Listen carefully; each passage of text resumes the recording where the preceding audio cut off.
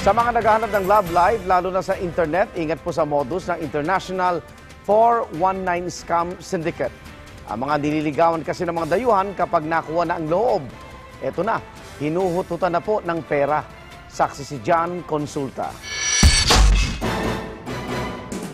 Sa gitna ng pagkauso ng social media, hindi na bago ang mga tila fairy tale love stories na nagsimula online.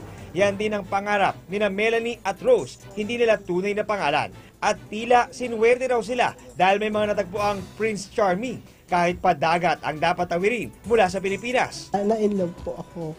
Nakakahiyaman pero kasi maganda magsalita mo, parang talagang he will make everything possible for you. At nang sabihin daw ng dayuhang online boyfriend na ninakawan siya ng pera sa isang stopover habang patungong Pilipinas, to the rescue siya at nagpadala ng pera.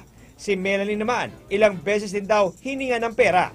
Pero ang sakripisyo at pagkabaon pa sa utang para sa pangarap na love life, nauwi sa bangungot.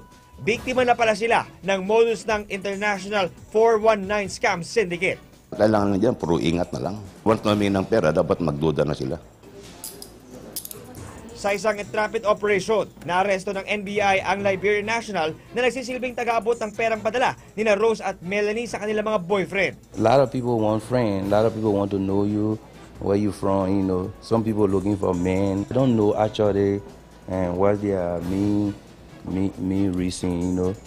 Batid mang sugal ang pag-ibig. Mabigat daw na pati perang pinaghihirapan ay ipinatalo nila. Kaya hiling ng mga biktima. Paano yung pera mo na bigay mo na? Gusto mo babawi? Siyempre naman, kahit naman sino, gusto mabawi yun kasi kailangan pambayad yun ng mga na-loan ko po. Ako si John Consulta, ang inyong saksi.